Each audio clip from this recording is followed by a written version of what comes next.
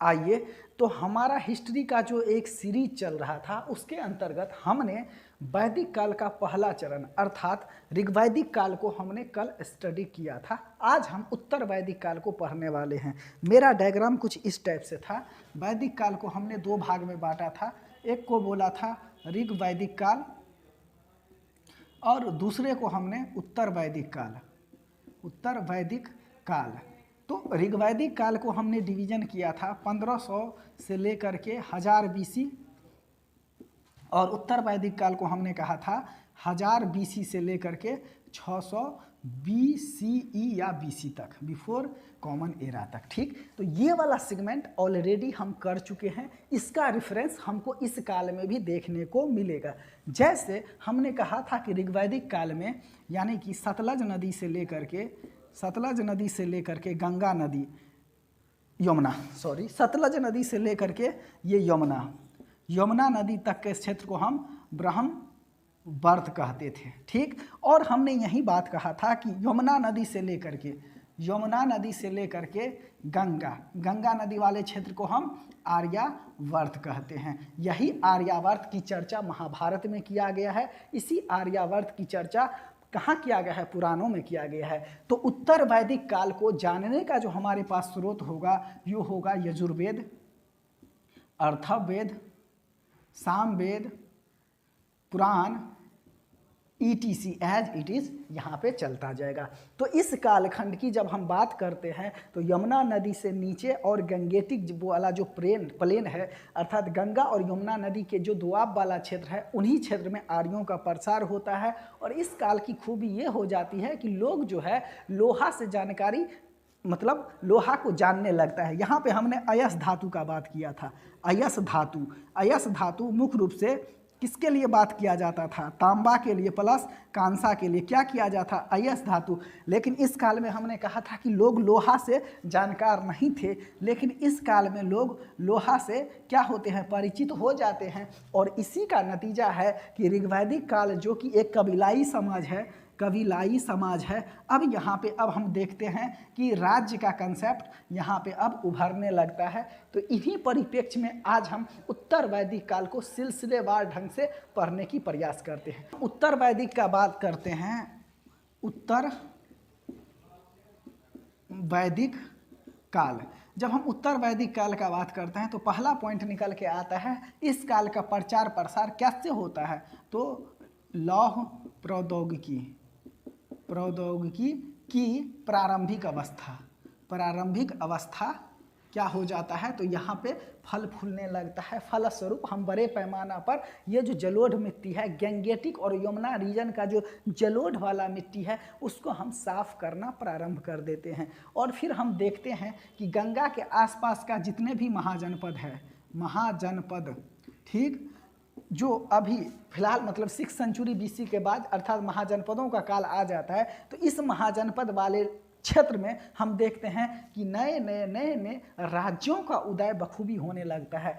इस उत्तर वैदिक काल में जब राज्य का कंसेप्ट आता है तो उत्तर वाले भाग को हम विराट कहते हैं। क्या कहते हैं? विराट। ठीक, दक्षिण वाले भाग को हम क्या कहते हैं? भोज कहते हैं। भोज। ठीक, इसके राजा को भोज कहा जाता है। भोज। इस तरफ वाले राज को हम स्वराज कहते हैं। क्या कहते हैं? स्वराज। और इसके राजा को सौराट कहा जाता है। और इस तरह के हम कहते हैं साम्राज्य और इसके राजा को सम्राट कहा जाता है। समझ गए? और बीच वाले क्षेत्र को क्या हम कहते हैं? राजा कहते हैं। ये इसकी प्रशासनिक इकाई के अंतर्गत आ जाता है। तो वैदिक काल को पढ़ने के क्रम में जैसे हम उत्तर वाला क्षेत्र का बात करेंगे तो इस समय विराट या फिर इसके राज को विराज कहा जाता है। समझ गए?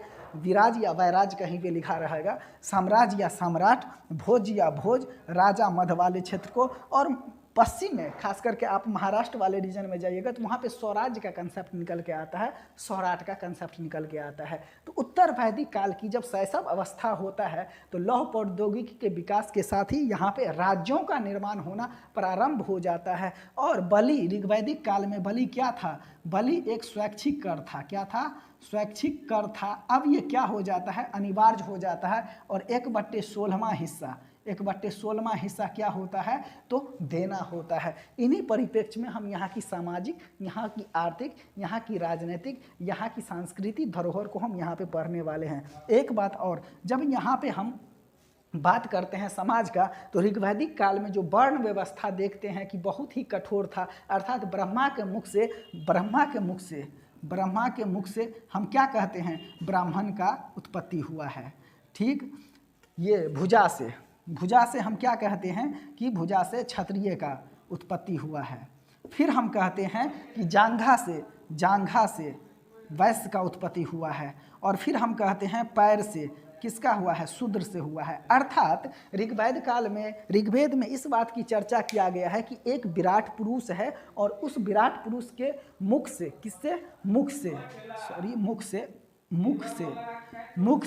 से ब्राह्मण की उत्पत्ति होता है, भुजा से क्षत्रियों का, और जंघा से वैश्य, और पैर से शूद्र का उत्पत्ति होता है। लेकिन जब हम उत्तर वैदिक काल का बात करते हैं तो हमको इसमें कठोरता आने लगता है और एक नया जातियों का उत्पत्ति इस काल में हम देखने लगते हैं। तो सिलसिलेवार ढंग से इसका हम राजनीतिक, प्रशासनिक, आर्थिक, धार्मिक और सामाजिक क्षेत्र को एक एक करके हम पढ़ने वाले हैं। अब जो है, अगर हम इसको सिलसिलेवार ढंग से पढ़ाई करें तो सबसे पहले हम सामाजिक स्थिति का बात करेंगे। जब सामाजिक स्थिति का बात करेंगे, बैठ जाइए, सामाजिक स्थिति का हम बात करेंगे तो सबसे पहले हमको समाज पढ़ना होता है। तो हम क्या देखते हैं कि समाज में क्या होता है, वर्ण व्यवस्था में क्या होता है, तो कठोरता आ जाता है। अर्थात ब्राह्मण, क्षत्रिय, वैश्य और शूद्र, यानी कि ऊपर के 3 वर्ण, जिसको कि द्विज कहा जाता है। द्विज किसको कहा जाता है, द्विज ये जो है, द्विज कहा जाता है ब्राह्मण, क्षत्रिय, वैश्य, इनको कहा जाता है द्विज। अर्थात ये उपनयन संस्कार के अधिकारी हैं, समझ गए।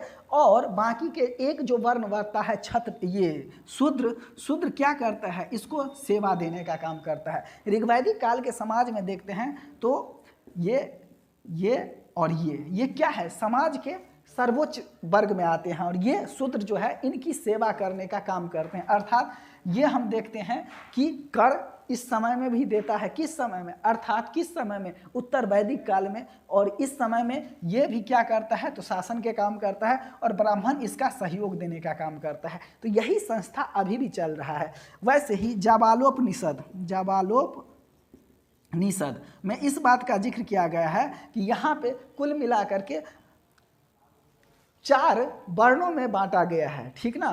कौन कौन, तो पूरा जो है वर्णाश्रम किस में बांटा गया है, वर्णाश्रम, जिसमें कि जो पहला अवस्था होता है वो उस अवस्था को क्या कहते हैं, गौतम बुद्ध भी आयु को 100 साल मार करके कुल 25 और 25 ये 4 भाग में बांटे थे। कौन कौन, ब्रह्मचर्य, गृहस्थ, ये संन्यास और वानप्रस्थ। ऐसे ही करके इसमें भी इसका जिक्र किया गया है, क्वेश्चन में रहता है, तो ये जाबालोपनिषद में होता है, समझ गए। और बाकी द्विज जो है क्वेश्चन में रहेगा कि द्विज ये ब्राह्मण, क्षत्रिय, वैश्य और इसका आता है। इस काल में हम देखते हैं, सामाजिक स्थिति में हम देखते हैं तो समाज में महिला का स्थिति में गिरावट आता है। महिला की स्थिति में क्या होता है, ये गिरावट आ जाता है। जैसे हमने कहा था कि ऋग्वैदिक काल में अपोला, घोषा, विस्मित्रा ये सब क्या थी, ये सब एक विदुषी महिला थी। और ऋग्वैदिक काल में बताया था कि यहाँ का शासन प्रशासन कैसा था, तो राजतंत्रात्मक और गणतंत्रात्मक का स्वरूप मौजूद था। और सभा, समिति और विदथ ये 3 संस्था काम करती थी, जिसमें हमने बात कहा था कि सभा में महिलाएं भाग लेती थी ऋग्वैदिक काल में, लेकिन इस काल में, उत्तर वैदिक काल में महिलाएं भाग नहीं लेती है और महिलाओं की स्थिति यहाँ पे कमज़ोर होती नजर आ रही है। समिति में अब केवल समाज के वर्चस्वशाली लोग ही इसमें भाग लेने लगे हैं, और विदेश जैसे संस्था का, तो विदथ का तो नामो निशान ही मिट गया। तो इस काल में हम देखते हैं कि महिलाओं की स्थिति क्या हो जाती है, तो उत्तरोत्तर रूप से कमी आ जाता है, ठीक। इसके अलावा हम देखते हैं इस काल में आकर के तो बहुत सारे संस्कारों का यहाँ पे उदय हो जाता है। जैसे जिसमें एक क्या है, विवाह, विवाह संस्कार को लेकर के कई बार भ्रांतियां मन में आता है और कुल मिलाकर के यहाँ पे 8 प्रकार के विवाहों का जिक्र किया गया है, जिसमें ऊपर के 4 विवाह को अच्छा माना गया है और बाकी के 4 विवाह को क्या बोला गया है, अशोभनीय बोला गया है। तो विवाह जो होता है वो 4, जैसे कि ब्रह्म विवाह, जैसे कि दैव विवाह, आर्ष विवाह और प्रजापत्य, इनको अच्छा माना गया है, प्रशंसनीय कहा गया है, ठीक। और बाकी के जो 4 विवाह है, जैसे आपका हो गया गांधर्व हो गया, जैसे कि पैचास हो गया, राक्षस हो गया, इन सभी विवाह को क्या हो गया, अशोभनीय बोला गया है, अशोभनीय या निंदनीय बोला गया है। गांधर्व विवाह, पैचस विवाह, राक्षस विवाह, इन सबों को जो है, और आसुर विवाह, ये क्या है, आसुर विवाह, ये जो 4 है इनको क्या बोला गया है, तो निंदनीय बोला गया है। फिर इस काल में आकर के हम देखते हैं कुल मिलाकर के 16 संस्कारों का जिक्र किया गया है। कितने प्रकार के संस्कार, तो 16 संस्कारों का जिक्र किया गया है। हम सामाजिक स्थिति अभी पढ़ रहे हैं, ये मिटा गया, सामाजिक स्थिति। तो यहाँ पे क्या है, 16 प्रकार के संस्कार, अर्थात गर्भ से जाने के बाद से ही वहाँ पे संस्कार शुरू हो जाता है। जैसे कि गर्भाधान, जैसे कि पुंसवन, जैसे कि सीमांतोनयन, फिर जात कर्म, फिर नामकर्म, फिर निष्क्रमण, फिर चूराकर्म, फिर अप्रसन्न।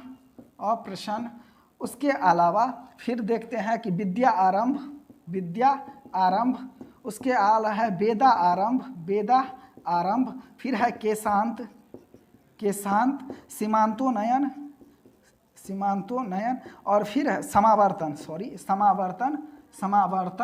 फिर है विवाह, और उसके बाद लास्ट में अंत्येष्टि। तो इस प्रकार से हम देखते हैं कि कुल मिलाकर के जो है ये 16 संस्कारों का अर्थात विवाहों का जिक्र किया गया है। तो ये जो हमारा सामाजिक स्थिति है, इससे हमको सीखने वाला जो चीज़ निकल के आता है कि उत्तरोत्तर काल में जो महिलाओं की स्थिति अच्छी थी वो अब दयनीय हो गई है। लेकिन कुल मिला के कुछ महिला ऐसी हैं, जैसे यहाँ भी विदुषी महिला का जिक्र किया गया है, जैसे मैत्रेयी हो गया, गार्गी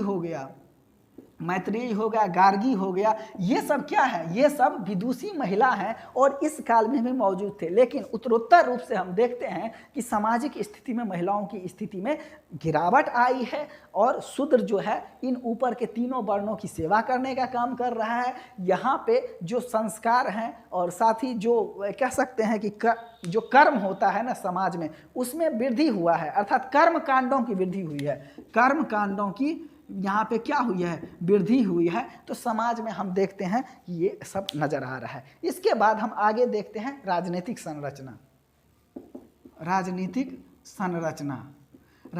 संरचना के लिए हमने बात कहा था कि ऋग्वैदिक काल में पहले क्या था, कबीला, अब क्या हो गया है, राज का कंसेप्ट उभर के आ गया है। मेरी बात समझ रहे हैं। और ये कई क्षेत्र में अब इस प्रकार से, जैसे विराज या विराट, ठीक, यहाँ पे साम्राज्य या सम्राट, यहाँ पे भोज और यहाँ पे सौराट, समझ गए, और यहाँ पे बीच में क्या है, राजा है। तो ये विभिन्न क्षेत्रों में इसका हो गया है। अब देखिए, अब जब राजा होगा भाई, कबीला से जब राज बन रहा है तो राज के लिए क्या सबसे पहला कंडीशन होता है कि राज के लिए पैसा चाहिए, और पैसा का काम पहले क्या करेगा, कर करेगा। समझ रहे हैं बाबू, ध्यान से समझिएगा। ये जो कर है, अब कर क्या था, पहले बलि जो था वो स्वैच्छिक था कि एकदम निश्चित रूप से देना था, तो हम कहेंगे ऋग्वैदिक काल में स्वैच्छिक था। लेकिन ये बलि अब क्या होगा, अब नियमित रूप से अनिवार्य कर दिया गया। नियमित रूप से क्या कर गया, अब देना है, अब मैंडेटरी हो गया है। समझ गए। अब बाबू देखिएगा, अब सेना रखने का बात किया जा रहा है, लेकिन क्षेत्र को हड़पना है। राजा, अब देखिए अब क्या हो जाएगा, राजा का पद वंशानुगत हो जाएगा। राज्य का तो ये सब बुराई है ना बाबू। अब देखिए, सभा समिति और विदथ जैसी जो संस्था थी, जो परामर्शदात्री संस्था थी, सभा का नामो निशान है। समिति में वो लोग जा रहे हैं जो कि संपन्न है, जो मुंह बोला है, और विदथ जैसी संस्था का तो अब नामो निशान मिट गया है। मेरी बात समझ रहे हैं? तो इस प्रकार से राजनीतिक संरचना यहाँ पे हमको नजर आता है। और समझिए, पहले हम जब बलि का बात करते थे तो ये क्या था, ये स्वैच्छिक था, लेकिन अब जो है नियमित रूप से 1/16वां हिस्सा अब राजा को देना ही है। मेरी बात समझ रहे हैं? तो इस प्रकार से एक राज्य का यहाँ पे कंसेप्ट उभर के आने लगता है। और एक ध्यान देने वाला बात यहाँ पे ये है कि देखिए, पांचाल जो पहले था, पांचाल पहले एक कबीला था। क्या था बाबू? कबीला था। और ये कबीला से यह एक शक्तिशाली राज्य के रूप में उभरा है, शक्तिशाली राज्य के रूप में उभरा है, राज्य के रूप में ये उभरा है। तो इस बात का जिक्र हर एक जगह आपको मिल जाएगा। जब हम उत्तर वैदिक काल को पढ़ेंगे तो पांचाल पहले जो एक कबीला था ऋग्वैदिक काल में, अब ये शक्तिशाली राज्य के रूप में उभरा है। अब कई जैसे, अब देखिए, जब बाबू ध्यान से समझिएगा, राजनीतिक संरचना से हमको आर्थिक संरचना समझ में आएगी। राजनीतिक संरचना में कह दिया कि कर नियमित रूप से देगा, नियमित रूप से देगा तो बकरी चराने वाला लोग कर नहीं देगा, वहाँ पे फर्टाइल लैंड होगा, खेती होगा, तब जा कर के वो वहाँ पे कर देगा। तो इसको बात करके, मतलब मिटा करके हम आर्थिक संरचना का बात करते हैं, फिर हमको एक्यूरेसी पता चल पाएगा कि किस प्रकार से ये कर देने का काम यहाँ के लोग करते थे। आर्थिक स्थिति बाबू, सबसे पहले बात समझिए, जब आर्थिक स्थिति का बात करते हैं तो हम आपको बताएं कि इसका क्षेत्र यमुना से लेकर के गंगा, ये वाला क्षेत्र कहलाता है आर्यावर्त। समझ गए बाबू? ये आर्यावर्त कहलाता है। ये जब आर्यावर्त है तो ये अभी भी हम देखते हैं कि ज्योग्राफिकली ये लैंड क्या है, जलोढ़ मृदा का लैंड है। और जलोढ़ मृदा में भरपूर कृषि होती है। और जब कृषि होगा तो यहाँ पे क्या होगा, खुशहाली आएगा। और जब कृषि होगा तो यहाँ पर का समाज पशुपालन तो करेगा ही, प्लस कृषि का काम करेगा। तो बाबू पहली बार 1000 BC के आसपास अतरंजी खेरा, ये बाबू कहाँ है, ये यूपी में है। और यहाँ पे लोहा का साक्ष्य मिला है। क्या मिला है? लोहा का साक्ष्य मिला है। अब जब लोहा का साक्ष्य मिलेगा तो लोहा का उपयोग हम क्या क्या करेंगे? लोहा का उपयोग बाबू हम करेंगे, सबसे पहला काम कि जंगलों की सफाई करेंगे, जंगलों की सफाई करेंगे। और जंगलों की जब हम सफाई कर लेंगे तो हम क्या करेंगे, अर्थात मतलब जो कृषि कार्य है वो वहाँ पे करेंगे, फर्टाइल लैंड के रूप में वहाँ पे हम यूज करेंगे। दूसरी बात, हम हथियार का निर्माण करेंगे। हथियार का निर्माण क्या करेंगे? हथियार का निर्माण करेंगे दूसरे क्षेत्र को हड़पने के लिए। मेरी बात समझ रहे हैं? लोहा का उपयोग हम हल के रूप में करेंगे, समझ गए। और कुछ वस्तु बनाने के लिए करेंगे जिससे कि हम कृषि कार्य से संबंधित उपयोगी वस्तु को निर्माण कर सके। तो ये लोहा के आ जाने से राज्य का कंसेप्ट बाबू आ रहा है। अर्थात पहले कबीला से, अर्थात कबीला को ही हम जन कहते हैं। क्या कहते हैं बाबू? कबीला को ही हम जन कहते हैं। अब जन से जनपद क्या हो रहा है? जनपद। ये जनपदों का निर्माण हो रहा है। फिर आगे हम चलेंगे तो पढ़ेंगे महाजनपदों का निर्माण हो रहा है। फिर महाजनपदों के बाद पढ़ेंगे कि मगध का उत्कर्ष। तो महाजनपदों काल में हम देखते हैं कि 16 महाजनपद है। कौन कौन?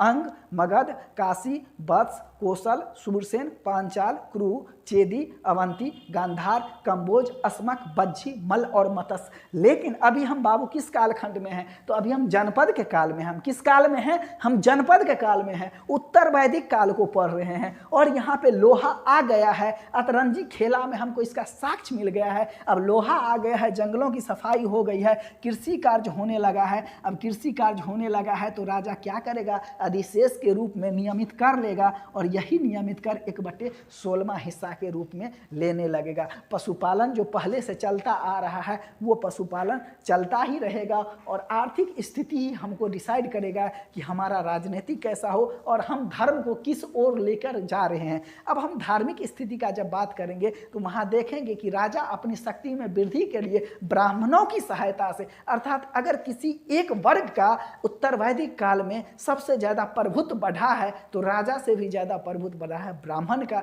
अभी हम धार्मिक स्थिति पढ़ रहे हैं। देखिए, धार्मिक स्थिति इस काल में, धार्मिक स्थिति इस काल में मुंह चढ़ के बोल रहा है, सर चढ़ के बोल रहा है। अर्थात क्या होता है? तो यहाँ पे ब्राह्मण वर्गों का शक्ति में बेहताशा वृद्धि होता है। मेरी बात समझ रहे हैं? क्यों?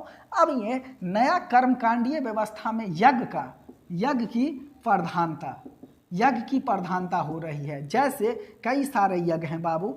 सबसे पहले अश्वमेध यज्ञ, अश्वमेध यज्ञ, फिर राजसूय यज्ञ, राजसूय यज्ञ, फिर है वाजपेय यज्ञ, वाजपेय यज्ञ, फिर है अग्नि अष्टोम यज्ञ, अग्नि अष्टोम यज्ञ, फिर है सैत्रांतिक यज्ञ, सैत्रांतिक यज्ञ, फिर है आपका पुरुष मेघ यज्ञ, पुरुष मेघ यज्ञ।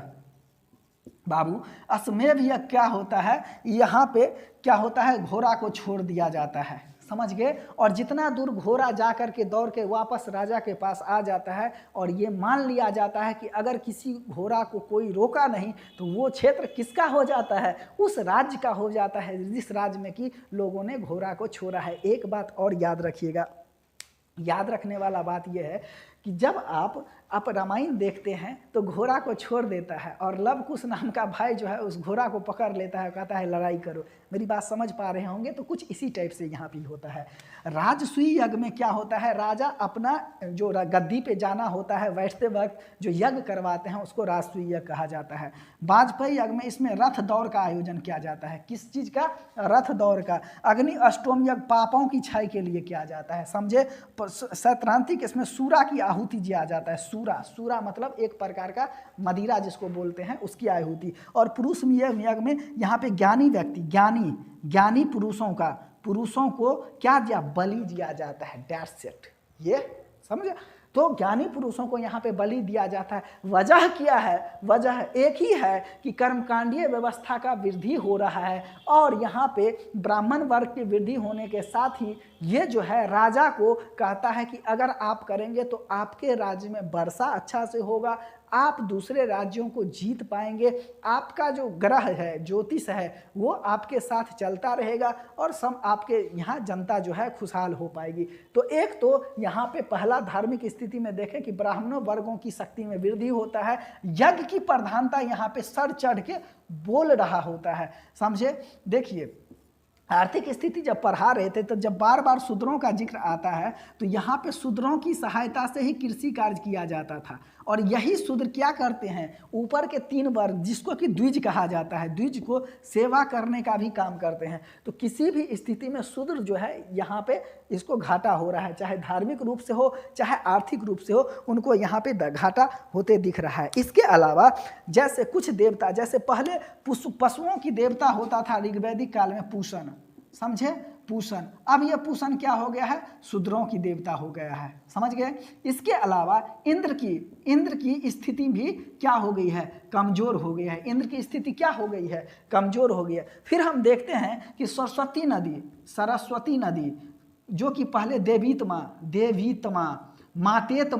मातेत्मा कहा जाता था, अब ये क्या होती है, तो ज्ञान की देवी हो जाती है, अर्थात देवता भी अपना स्वरूप यहाँ पे बदलते नजर आ रहे हैं। अब देखिए पहली बार यहाँ पे शतपथ ब्राह्मण ग्रंथ है में यहाँ पे पुनर्जन्म का कंसेप्ट का आया था। पुनर्जन्म का कंसेप्ट कहाँ से आया, शतपथ ब्राह्मण में आया। और ये जो पुनर्जन्म है ये ब्राह्मण धर्म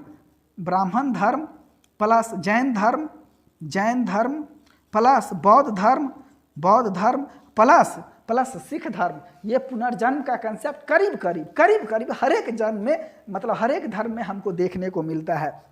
इसके बाद बहुदेव का भी कंसेप्ट यहाँ पे हमको बढ़ते नजर आ रहा है और कई सारे देवता जो है यहाँ पे आ जाते हैं। मृत्यु की चर्चा भी इस काल में किया गया है कि लोग मरते हैं फिर जन्म लेते हैं। ऑब्वियस सी बात है, जब पुनर्जन्म का कंसेप्ट होगा तो मरने के बाद भी किसी चीज़ का जन्म होता है। और यहाँ पे एक बात और यह है, राजा परीक्षित को मृत्यु लोक का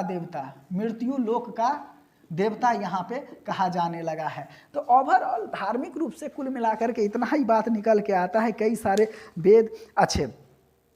अब देखिए पशुओं का देवता अब क्या हो गया है, रुद्र हो गया है पशुओं का देवता, ठीक ना। और विष्णु क्या हो गया है, पालनहार अर्थात लोगों को पालने वाला वो जो है विष्णु हो गया।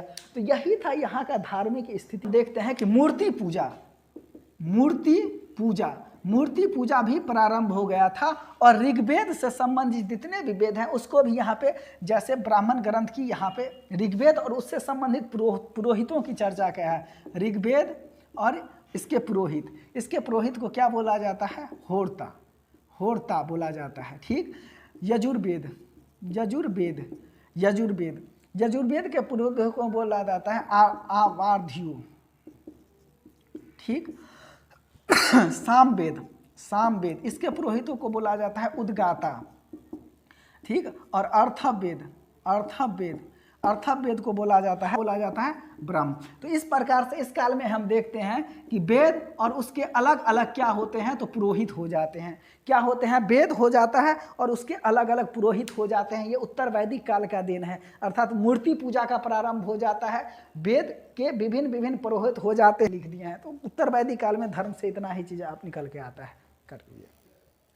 तो इस प्रकार से हमने उत्तर वैदिक काल में जो इसका समाज था, जो इसकी राजनीतिक और प्रशासनिक संरचना था, जो इसका धार्मिक स्थिति था, जो इसका सामाजिक स्थिति था, इसको हमने एक वीडियो में कंपाइल करने की कोशिश किया। मेरे पास तो डिजिटल बोर्ड है नहीं उसको मैं आपको रिकॉल करवा सकूं। खैर, मेरा क्लास चलता है, अगर आप इंटरेस्टेड हो तो मुसल्लापुर हाट पे आकर के हमसे ऑफलाइन क्लास कर सकते हैं। मिलते हैं नेक्स्ट वीडियो में, आज के लिए इतना ही, धन्यवाद।